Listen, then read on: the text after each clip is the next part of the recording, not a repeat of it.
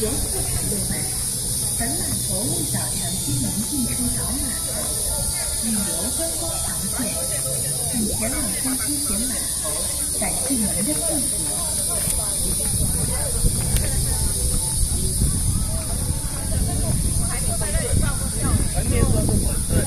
哇，太古镇了。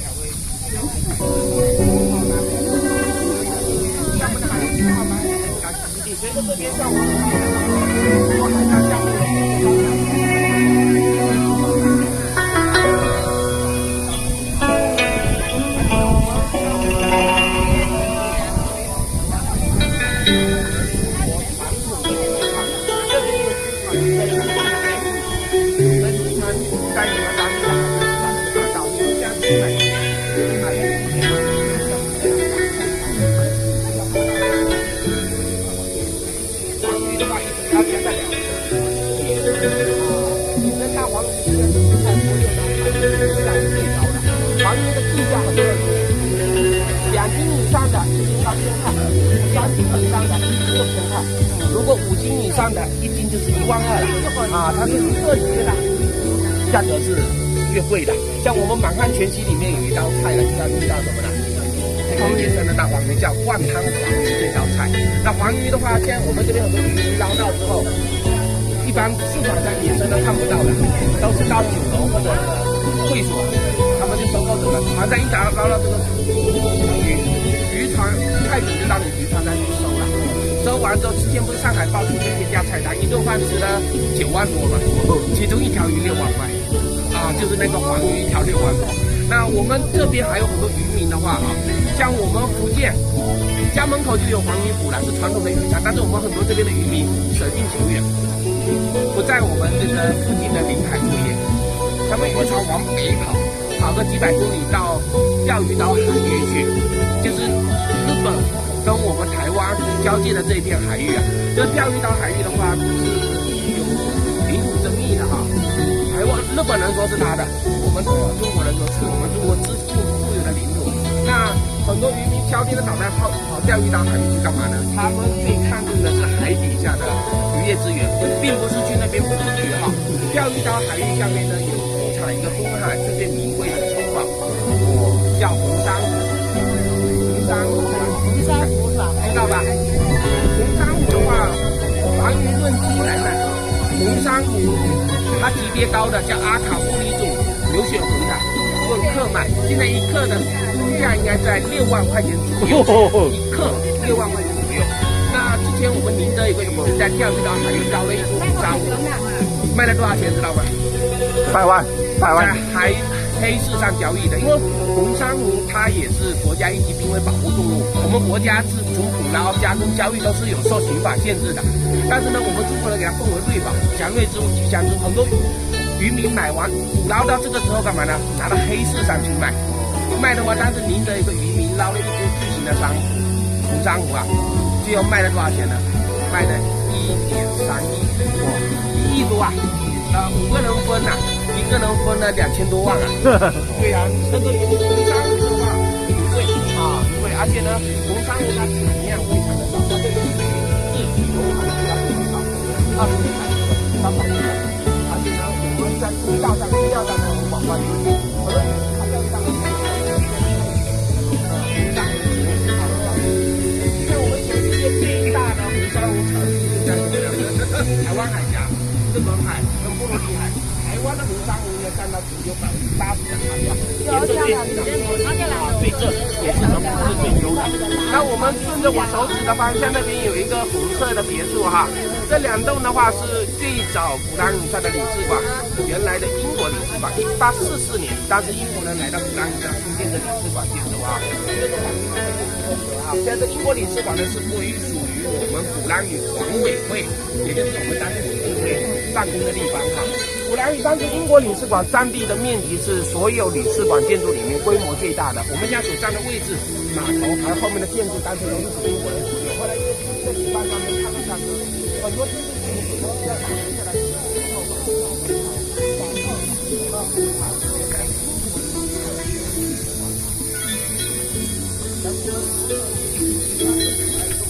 这样子，知道吧？七匹狼啊，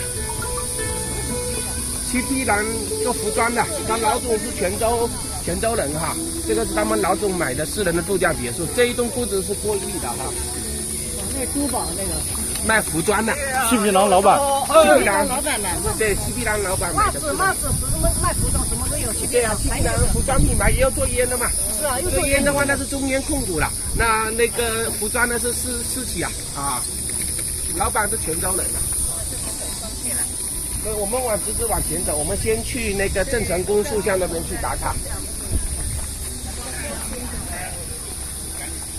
来，跟着我慢慢往前走哈。好。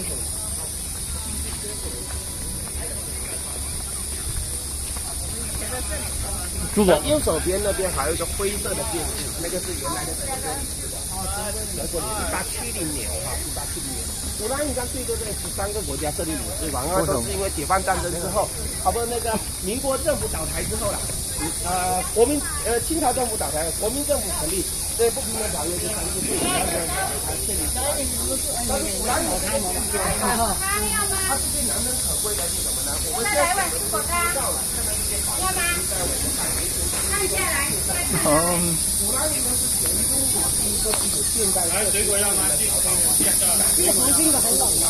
古拉尼山呢已经有供应电话是来90度的那些生活配套，而且呢，看了有海苔10块的，有鱼竿啊，有鱼竿1张100。你看看这个，可以看一下。我吹空调，路过我吹空调，谢谢。手机过热。来看一下哦，买海苔10块1包哦。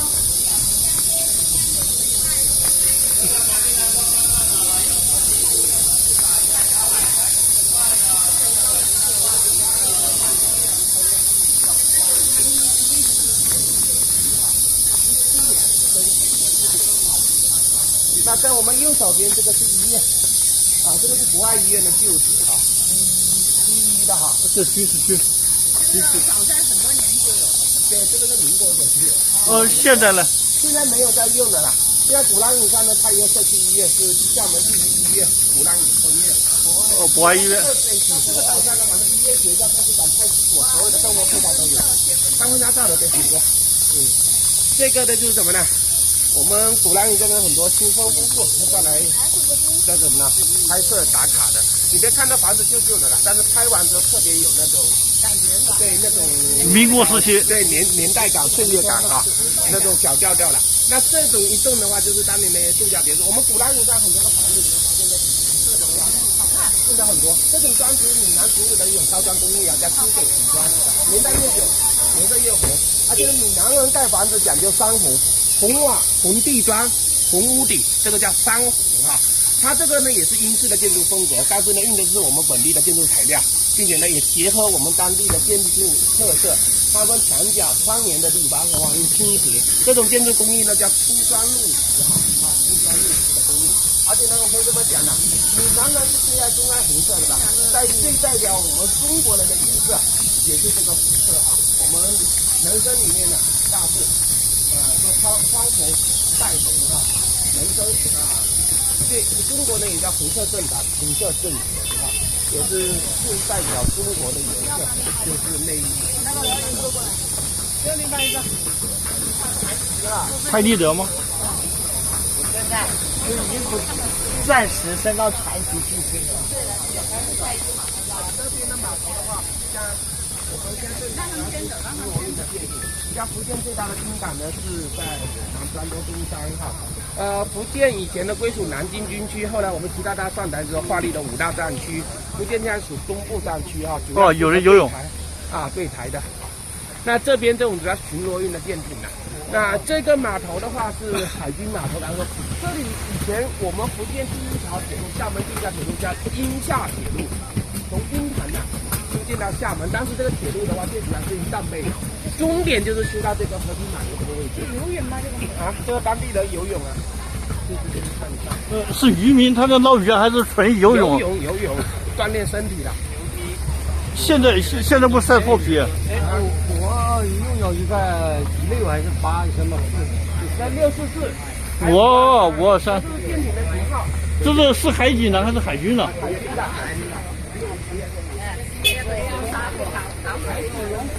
看一下贝壳还怎么样吗？这个是增加货了，增加货，当然增加货。就是过期了比较脆。对，这个只是说巡逻性的，它作战并不是像我们05大区那是最先进的啦。这个退役下来的，以前是用这个。人人都能看到的地方，绝对不是最先进的中。国是这样子，研制一代，发布一代，跟那个什么呢？你中国公布出来的一定都不是最先进的。啊，这即将退役了，训练用的。这个基本是退役了，部队不要了，就是换兵了，这个旧的。这训练用的。你说你以前也是部队的是吧？不是啊，湛江的也是啊，那好多。湛江那边也是但是湛江那边属南部战区哦，主要负责南海的。湛江那边洪水后游轮。我们这边属东部战区，主要是这郑成功。目标就是台湾。这个什么石啊？这个石头是普通的石头。望夫石。前面那个塑像，这个每个人倒2个指下去，倒2个指下去，那就厉害。天然沙滩，不要下雨。来，要比这比人打个指下去，那就不得了了。现在我手指的方向，看到前面那个塑像了吗？这个是我们民族一种证明啊。比如说今天的郑成功是以校门为根，金门为跳板，收复了被荷兰人占领的像人头一样啊，所以被称为民族英雄嘛。他根据上角掌握宝剑所看的方向是东面台湾方向哈。厦门有句话叫面对郑成功啊，万事好成功。所以在这个位置的话，你们手机可以横屏啊，把这个郑成功塑像还有呢4包双子塔一张照片都可以拍下来。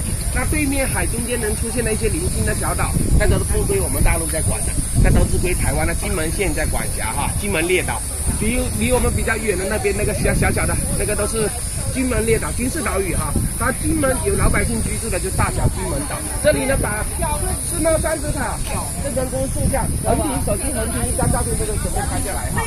现在帮我拍160，你俩160。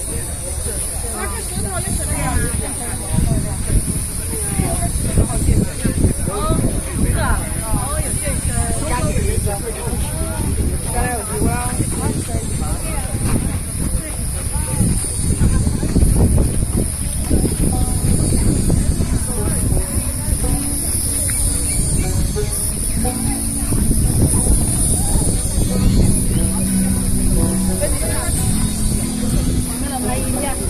我来，那你的我的手，来你。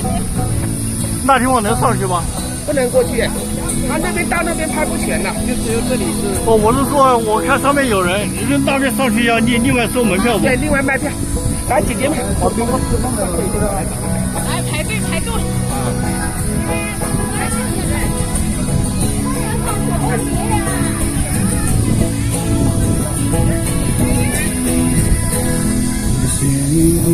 那一过的早餐，等一杯的苦加糖咖啡取暖，坐在阳台望着对面的山，山间的雪总是一尘不染，想去同样地方的人很多，而坐在角落的人却只有我。我只想静静离开，独自徘徊在桌最陌生却自由的时刻。一场雨揉进了相见朦胧，在海边回忆往昔的每分钟。你是否也在遥望潮湿的心，还是陷入了闹市的迷惑中？指点所有小房爱心的门，在迷宫一样的绿点上，心上与我的转了转，寻到下角绿园，走散的双脚离出站。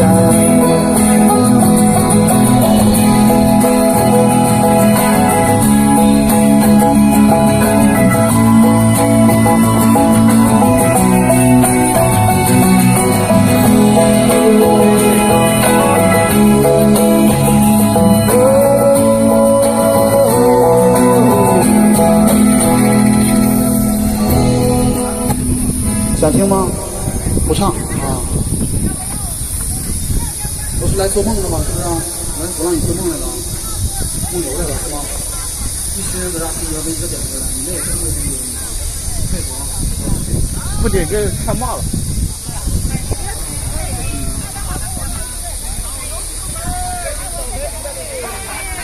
坐上面，我先给你们拍一下了。帅。上一点，上一点。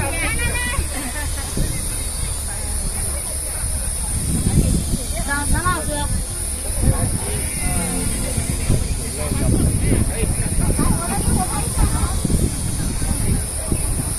这边的话，聊聊啊，我是干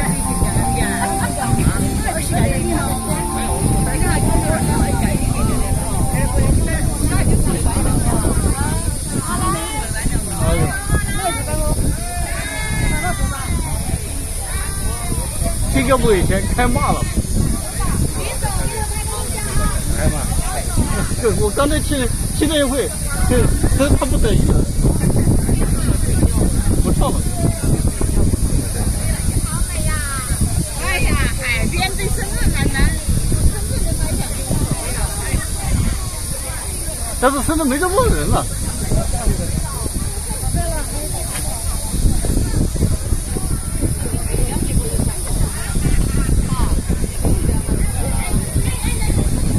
你看这里，这一个小岛，它这个景太小了吧，所以就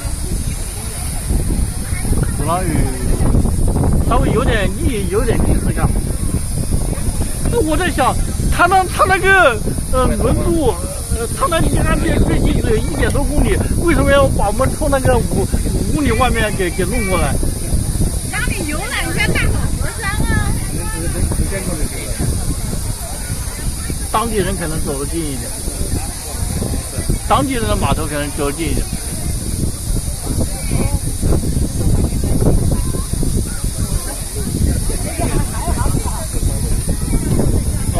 厕所。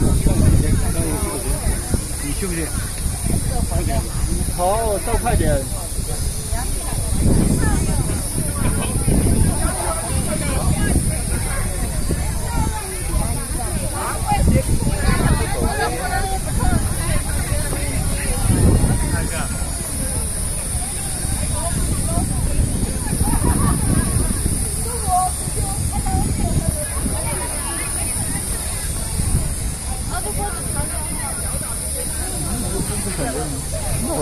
那我还真是不认了。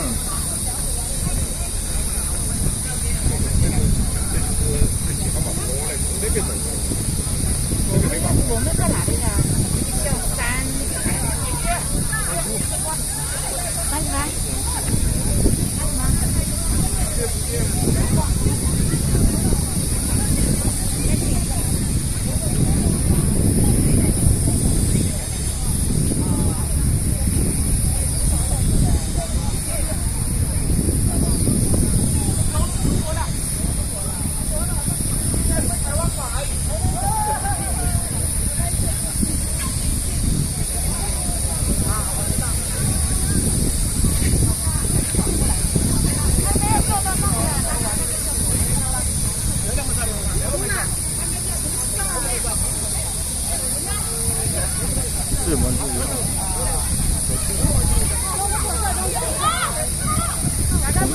蛮腻的，放不住。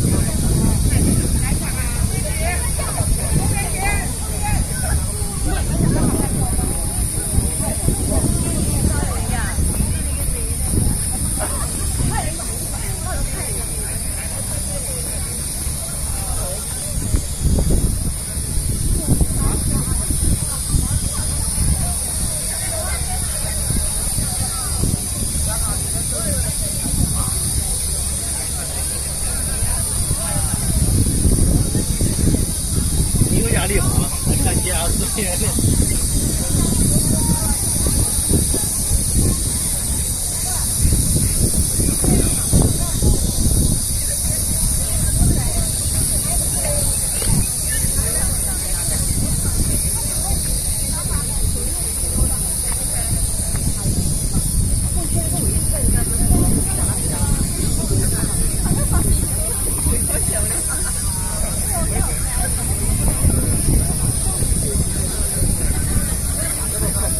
张多少钱？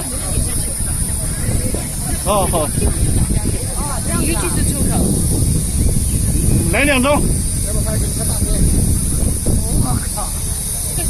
现场打印出来吗？多少钱？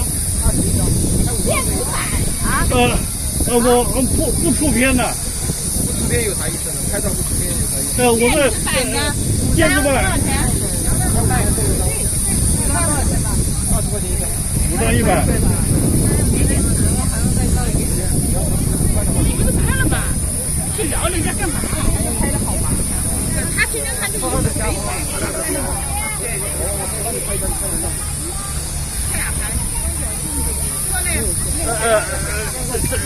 这个木这个双子塔跟郑成功都拍进来了。坐角落。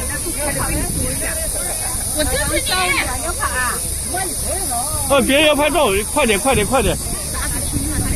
那个眼镜能戴着，什么也看不到。做这种话，这双子塔跟郑成功地标都出来。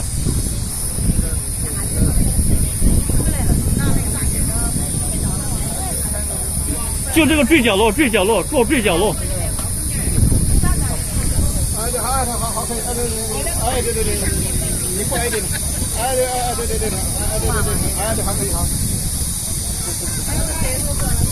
你这拍双子塔了，也把郑成功也拍进来嘛。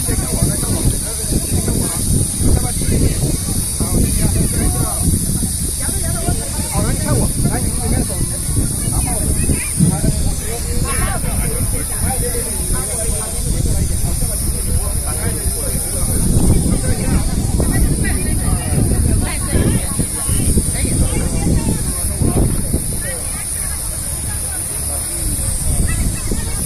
好了，来你站着。对，看我了，看他笑一笑。我的男朋友，他的要求高，他要求大屁股翘。你是个小鸡肠，一天到晚对他。色色隆胸，手术失败了，他在一旁哈哈笑。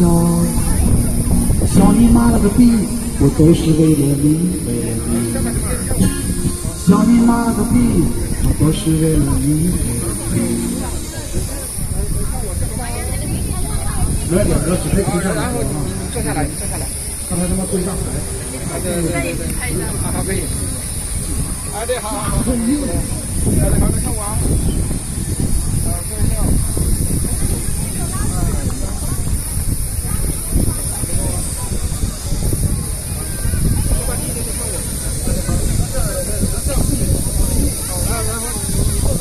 对，一个脚往哪里有？对，打扰您，你就把他撵走。技术。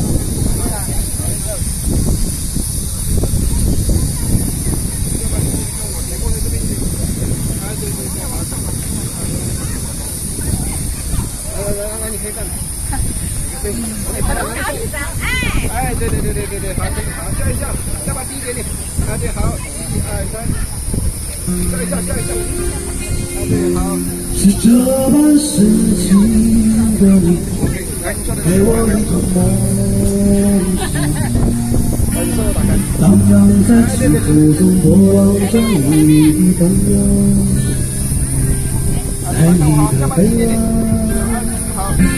是这般奇迹的你，摇晃我的梦想，缠绵像海没有你的浪花，在你的身上，随梦成真，算是波涛汹汹如红尘，残流水中，缘聚缘分，缘聚缘他生。昨夜的身影永相随，今生今世不离合。是这般寂寂的你，跟随我的梦仿佛像水里泡沫，短暂的光芒，是我的一生。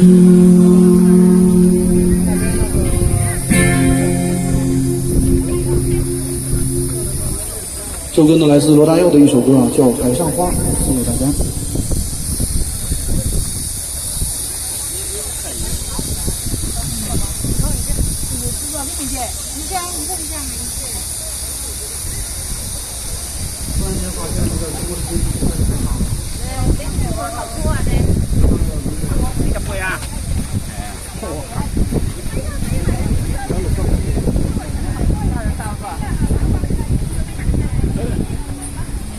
导游呢？哎呀，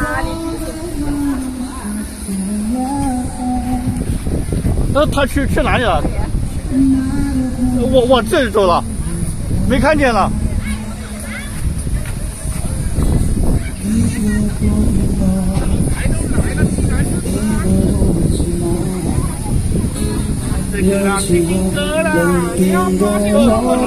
那个不行，那个不行，离他远点，离他远点。好听吗？好听为什么不点歌？离他远点，离他远点。骂人的，不是我，离他远点。骂人。换个地方，换个地方，换个地方。咱不听了，不听了得了。来，就拍照，拍照，准备走。哦，换个地方，换个地方。他说不点歌。哎呀，不管了，不管了，换个地方就行了。搭讪吗？哎呀。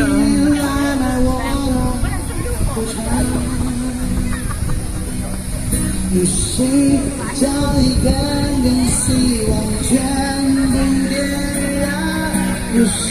下一站去哪里？再往里面走，看老房子。好，坐下，稍微休息一下，我抽支烟再走。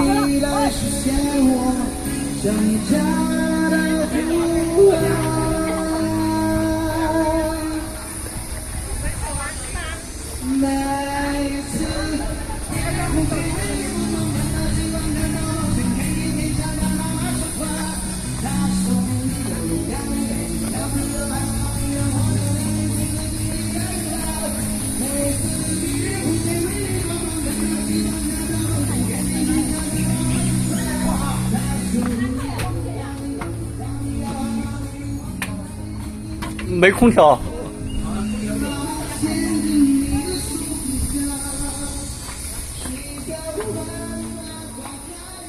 哦，这家好，这家好。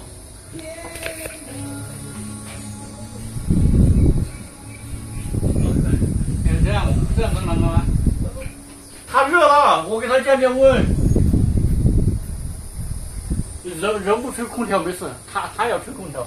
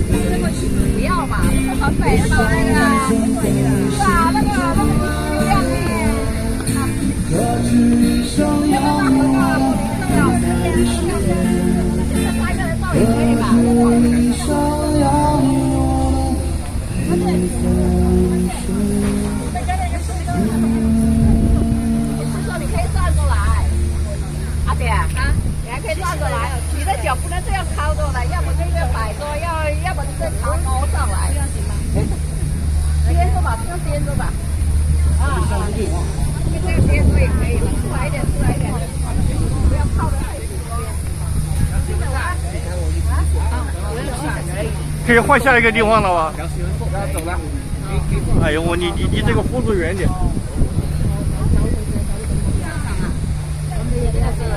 拿到滤镜了。毕竟不是这么慢嘛。这不够轻。而且你身上的那也太假了。这什么假？你那还不假？那我也可以调来让大哥看一下我们俩的照片，谁的假？谁的假？谁的好看？你那个太假了。好，这个有特效。这个就是原生啊。没有，你这也有滤镜。啊，是有这个没有。有好多种可以选啊，你模式可以选啊。这个动漫好看，我也是动漫啊。1個月收3。换一个点吧，你那风速远点。走，叫家。这路吧，你下去。这个面膜啥？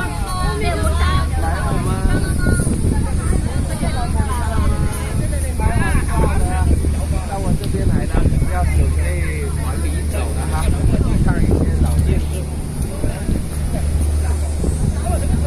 来过来的，来我们那个太平人寿1号车的家人们，到我亲这边来集合了哈。来的。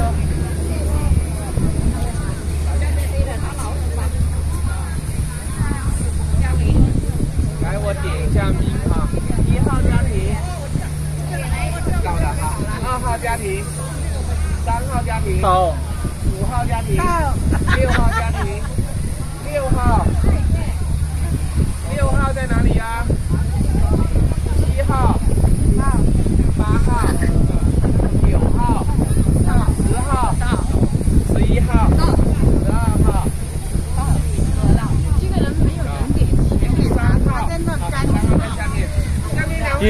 第一个，这人可能精神确实有点不正常，但是能唱，但是怎么说呢？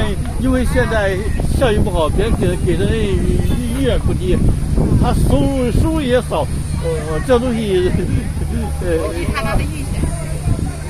你怎么不去点歌呢？他骂人了，骂人。咱们离他远点，我可能想少10，但是这样就这样。经常骂人我就走。这样啊。哎呦，这人精神不正常，叫导游，咱换下一个点嘛，何必到了？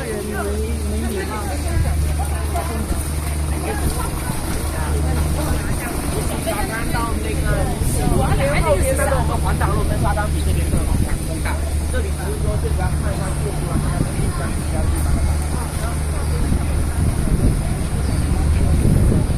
感觉不太会做生意，你这把人全赶走，你把人全赶走了，你这。哎，我跟你说啊，这要在咱们东北，他都得挨打。我跟你说，他骂人这有人打他，知道不？哎呀，太他妈的，哎骂他家，什么哎他说的一帮傻逼，骂人。说人啊，流氓日子。对你把人全赶走了，别想给你少也不想给了。骂人家屌毛我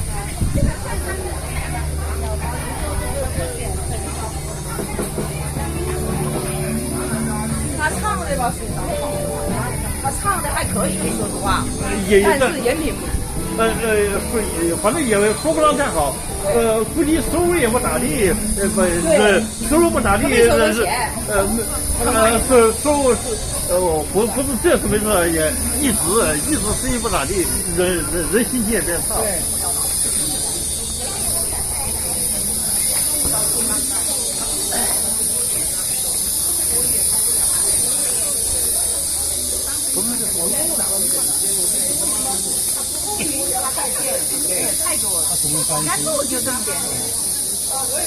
今天我肯定上去。那我们正前方的这个是复兴堂啊，这个是教会啊，还在用不？还在用，这还在用。我来你这个地方的话，我们教堂有11个，这个小岛上有11个教堂的。哇，这生意很好。不到2平方公里，有教堂，有道观，有妈祖庙，还有我们的什么呢？佛教的寺庙。所以说岛上这个地方宗教场所是非常的多啊。但是鼓浪屿这边也很特殊的是什么呢？多种文化、多种宗教在这里融合碰撞，它能和睦共处、和谐共生啊。我们说鼓浪屿这边，你拜你的主，我步我的道了，各拜各的神啊。这个在全世界也是独一份的哈。这个是基督教教堂才在使用的哈，还有在用基督教教会。还有庙吧？还有庙哈？有，前面呢，在边上那个就是道观。这个叫新田宫，新田宫供奉的是我们闽南一个地方神明呐，叫吴涛啊，保生大帝。你们这人不是闽南喜欢妈祖吗？妈祖也拜。那这个吴涛的话，他是道教的一个以前北宋时期一个神医啊。神医的话，上山采草药，漳州发生瘟疫嘛，他从山上逼下田粮，我们当地人给他建庙供奉。福建人对一个人赐予最高的敬意哈，就是建庙，让你说万事香火啊！福建也是个造神大神啊。我们福建有一所天下第一庙，在泉州。这个天下第一庙的供奉呢，是18个解放军战士，在我们49年建国之后了。当时国民党空军轰炸闽南地区啊，当时18个解放军战士为了掩护泉州当地村民撤退，壮烈牺牲，牺牲完之后，当地人给他建庙供奉，叫天下第一庙啊。来，我们往前走哈。这个之前中央8套有一个电视剧《神医大道公》演的就是这个保生大帝吴涛啊。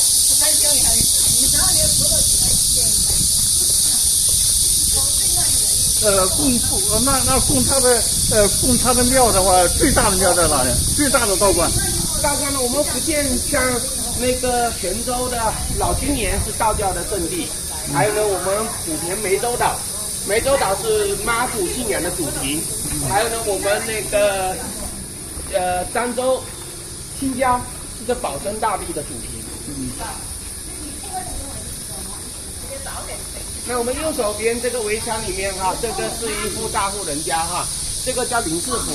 林氏府的主人的话是叫林老家，是台湾的一个富商，在清朝的时候，他们家族在台湾是个名门望族啊，有钱有势，他们家是靠种植业发家的。发财之后干嘛呢？在1890我们台湾荷兰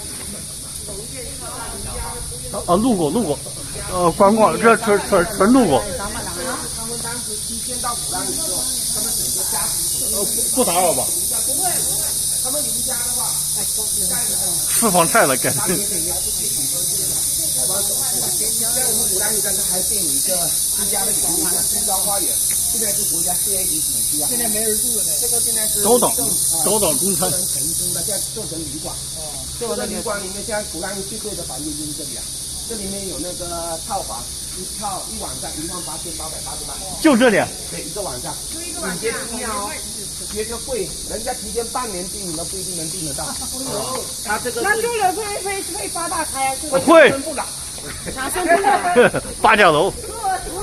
骗人的。政府的话，现在大豪宅区啊。他们家族的话，当时林老家鼓浪屿上哈，我们清朝时期呢采用的是民主投票制啊，最高的权力部门是工部局，工部局里面大部分都是外国人任职哈，唯一一位华种就是这个林老家。鼓浪屿上最早的路灯跟运电话自来水都是由他们林家来发理解，后来到1945年抗战胜利之后，他们许家又迁回台湾哈，他的家族呢叫林家。前面有大门，这是可以进的。啊，前面有大门。啊，是私房菜。哦，你们可以假装是顾客进去逛一逛嘛。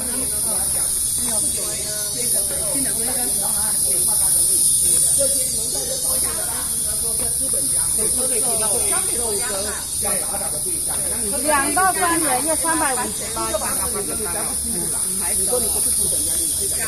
对，这是什么呢？当时呢有一些觉悟比较高的，就主动上交给政府了。那有一些什么呢？顽固的，政府批得完，还是收归公有。那收归公有之后，现在你们看的这房子可好？那是以前的话，那都是探手山芋啊，谁都不敢要这个房子啊。那现在呢，大部分鼓浪屿1000多栋房子，80%都是我们管委会。当地国家的会所有都是公家单位的啊，这岛上基地有个福利啊，你只要岛上户籍的，他都会分配房子给你。不用租金的，你可以自己买这个，但是这房子是不能买卖，没有不能交易的，你这边都可以住，可以住。来，各位跟着我是往前走，往前走哈。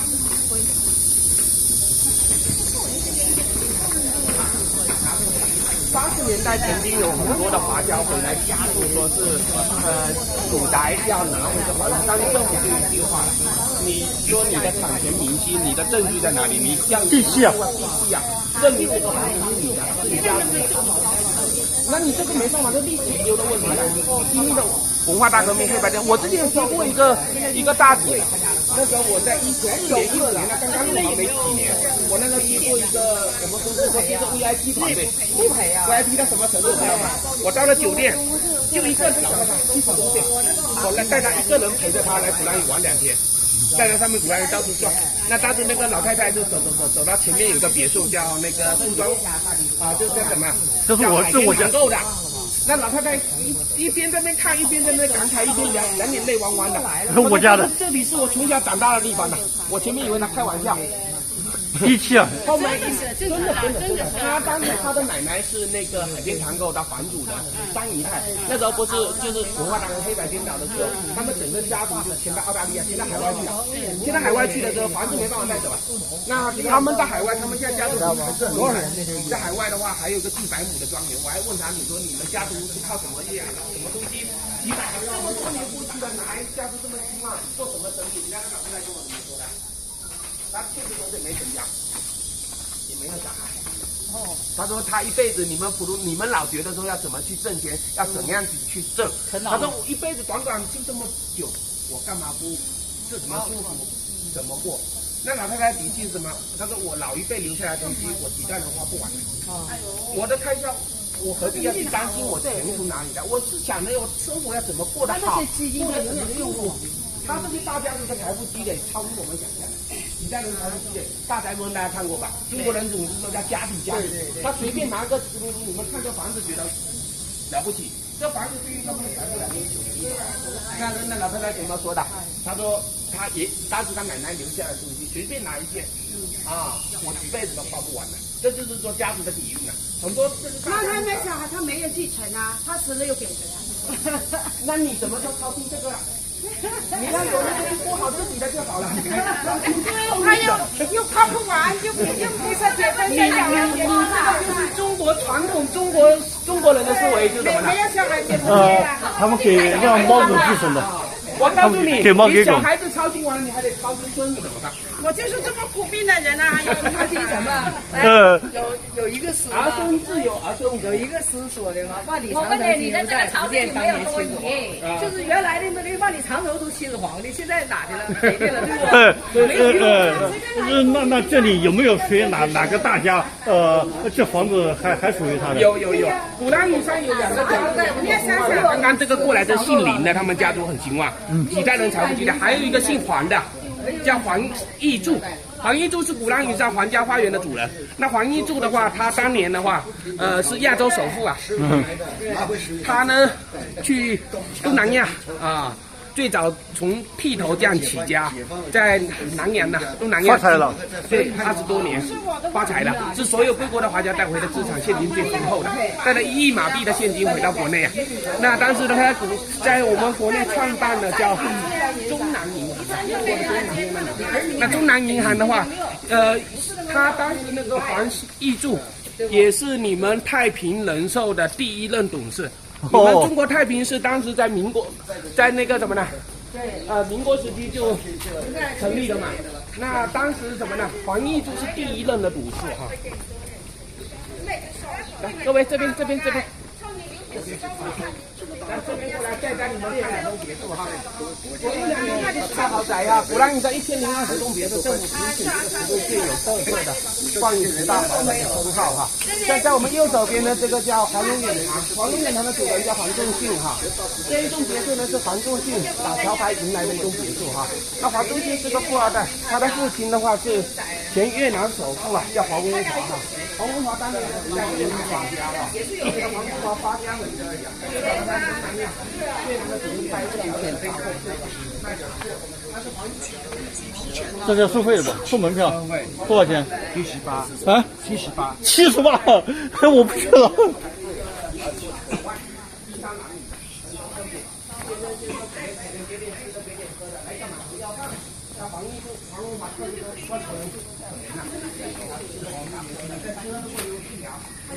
这里是什么票？要现场购票88一个，这是什么票？一个华侨老公上面有地上火车奶茶。我要去打一个帮你买张船票去吧。进去都要票。干嘛？哦，是这个的。这个法国人走了之后，后来3年了，黄文华家里来了一个年轻的法国人，不远万里的专门到越南来登门道歉。原来这个年轻的法国人是当年黄文华出去一个人的儿子，不远万里从法国赶到越南登门道歉，而且黄文华带了一个小女儿，他说黄先生啊，新中那边土地要大有原因没讲，那黄文华也想了。我对你父亲算是有尽力之恩，你不远万里来登门道歉，给我带这个消息，不可能是害我的吧？而且呢，当时呢，越南西贡是土地是荒地不值钱的。那黄文华想的说什么呢？就是抱着试一试的心态，就买了一批的荒地。那买了一批荒地，后来西贡那边大开发，因为当时越南是法国的殖民地啊，其实法国的儿子都知道文化，把这消息偷偷透露给黄文华。那黄文华买了这土地之后，地价整整翻了几10番，从荒地变成宝地。黄文华的第一桶金就是靠那一批土地起家的，最早做房地产，后来做航运业，越南首富啊。所以告诉我们一个道理了，中国人说积善之家，对，还必有余庆啊，必有余庆。那这一栋别墅的话是古兰最浪漫的别墅啊，很多的电影电视剧在这里拍摄，像我们叶丹哥说很陌生的一些话在这里拍摄。它这个建筑比较有特点的是什么呢？它是西班牙式的立式、英式的框架、中式的屋顶，3种建筑风格的一个融合哈。这个建筑的话，它很特别的是什么呢？它左右两边窗户的翻有的闪的。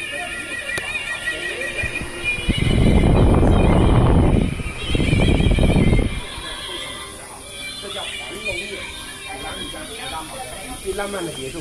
在这背后这边呢，还有一个别墅叫海天堂购的主人是黄秀兰和他的同乡陈美女，他们2个在东西发家，靠自产业发家，被称为东南亚茶王哈。在民国时期，他回来家乡投资企业，就建了这个别墅，把自己的这个别墅群起名叫海天堂购。什么意思呢？我家的天堂跟海跟天一样宽广，我是一个心胸宽广的商人。海天堂购是我们鼓浪屿所有别墅里面中西结合的最完美的一栋别墅。我们10年前5年福建来到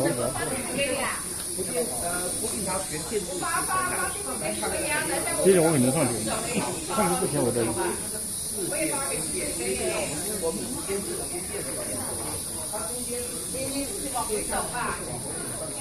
慢慢我的事，我去。这上面那个门楼上面，石花岗、石斗拱、石构件，都是当时闽南的工匠一个单凿一个竹子整手工雕刻的。我们福建这边是他这个是第几年？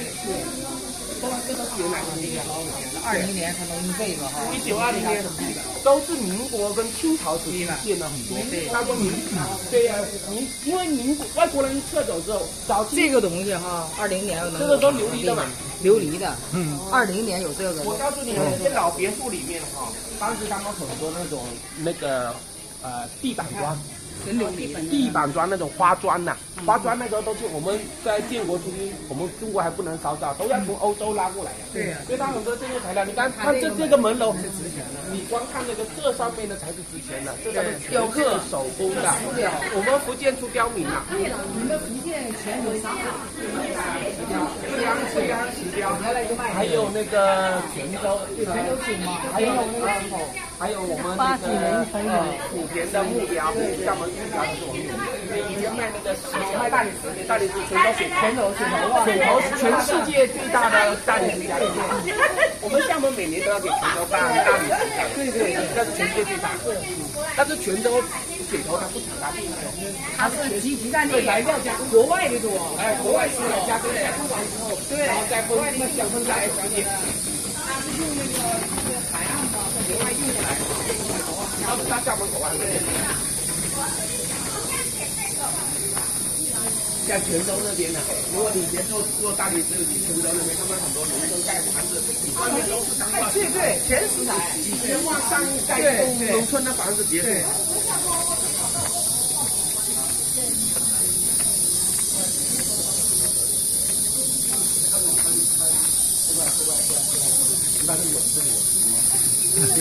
大小姐，这个叫簪花啊，对，这个穿的是这种汉服啊。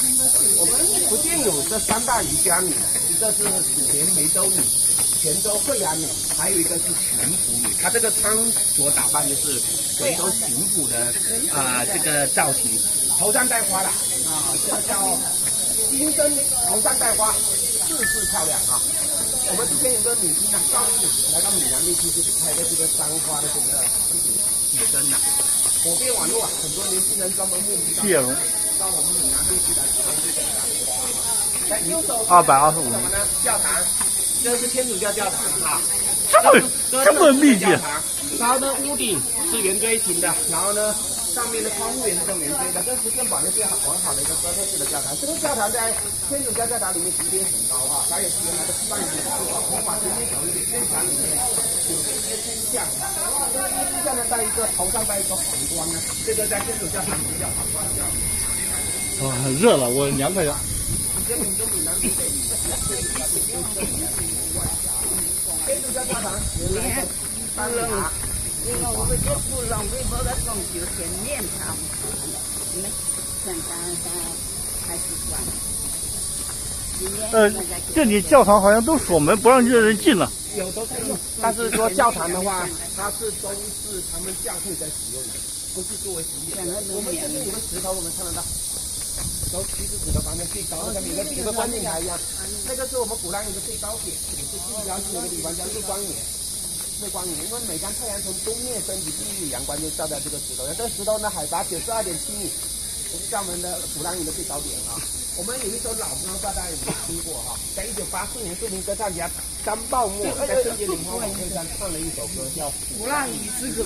鼓浪屿之歌，把鼓浪屿唱进了我们国人的心里，也把我们鼓浪屿日光岩这个景点上火了。里面有个歌词啊，我登上日光岩眺望，鼓浪屿四周海茫茫啊，这个是。俯瞰鼓浪屿全景的远眺金门的地方，鼓浪屿的最高点哈，日光岩哈。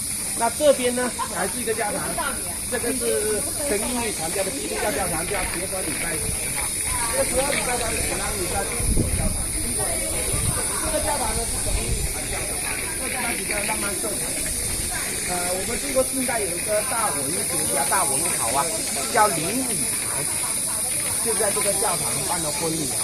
林语堂呢是祖籍福建漳州的，当时高中的时候来到鼓浪屿上求学啊，借宿在寺庙的人家啊读高中3年了，这小伙子长得帅，又有才学，又会来事，干嘛呢？在廖家读3年的高中，把廖家的2千金廖翠凤的心给偷走了啊。当时的年轻2个人啊，相互吸引，2个人偷偷就谈起恋爱来了。那谈起恋爱来，纸包不住火啊！前面是地下恋情，后来廖家父母知道之后，答不答应啊？答不答应？应该不答应。不答应？怎么答应？你这臭小子这么不厚道，来我家借宿，以前讲究门当户对。廖家在鼓浪屿也算大户人家，林语堂他们家境比较普通的，在漳州他父亲只是个教书的老师而已。所以说当时呢讲究门当户对，你再喜欢换不来吃啊！我女儿要嫁给你，要吃喝要受苦的。但是廖家父母是千般不同意啊，要半打鸳鸯啊！我抬下林语，对，没错了，你讲对了。感情这东西就是父母越干涉，长辈越坚固，2个人走得越近，抱得越紧。那廖翠芬后来说得很快，此生我谁都不嫁，你讲什么都没用，我只认林语堂，我不嫁了。最后廖家没办法，父母长辈一看拆不上，真的拆不上怎么办呢？只能成全了。后来林语堂去德国留学，所有的经费都是由廖家出资的。而且呢，结完婚之后，谈年林语堂也是一直在鼓浪屿。现在有个词叫赘婿，像上门女婿一样的。林语堂有写过一个长篇小说啊，叫《金牌英语》，让我有翻拍过电视剧。那林语堂写的《金牌英语》就是在鼓浪屿生活点滴作为创作原型啊。那林语堂的话，他在国际文坛，他也很争气啊。国际文坛影响力比茅盾、鲁迅这些人大得多得多啊！诺贝尔文学奖都曾经提名过3次啊！林语堂当年跟他的夫人廖翠芬在这里办了婚礼啊，很多年轻人新婚夫妇都在这里来拍照取景，知道吗？那边爱的真言10生10变啊。这个教堂也在。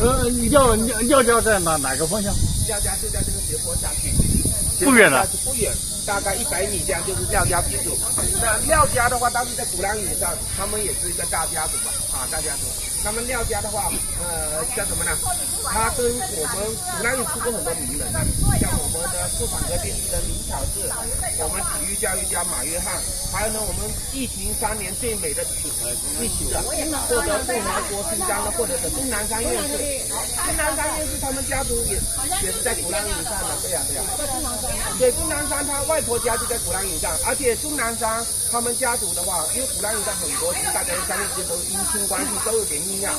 那时候他跟钟南山跟林语堂叫夫妇，叫我们林语巧稚妇产科电机人啊，称为姑婆，都是算是有亲戚关系、姻亲关系的啊。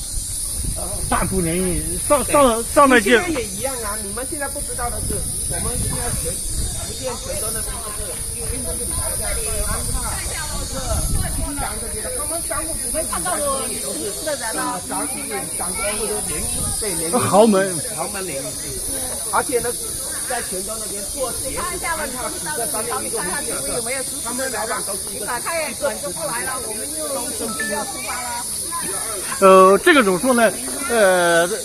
这个能在上面买地建别墅的都是有钱人，有钱人之间在相互联姻。这建于363年，协和礼拜堂哈。那我们正前方这边还有一个红色的建筑，这个是原来的日本领事馆啊，反映这个建筑风格。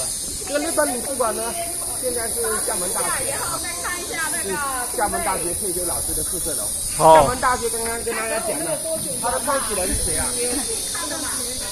陈嘉庚。对，陈嘉庚，1921年嘛，陈嘉庚办了厦门大学。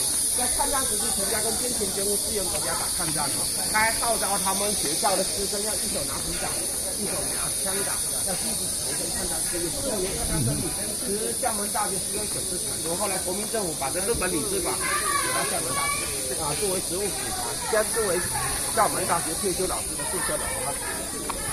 原来的日本领事馆，来，我们往左边走，左边下。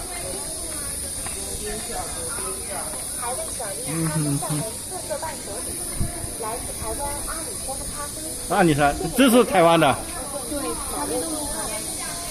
对，美女是台湾的吗？厦门本地的吗？美女哪里的？惠州还贵州？贵州丹丹后。现在我们不龙塘路90街走。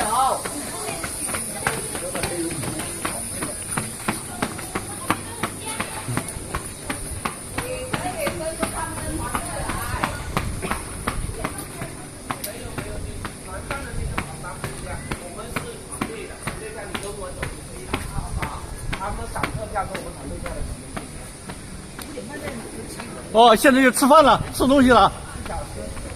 全场免费吃饱，今天吃饱。到这里，你们要拍照的，来几位夫妻。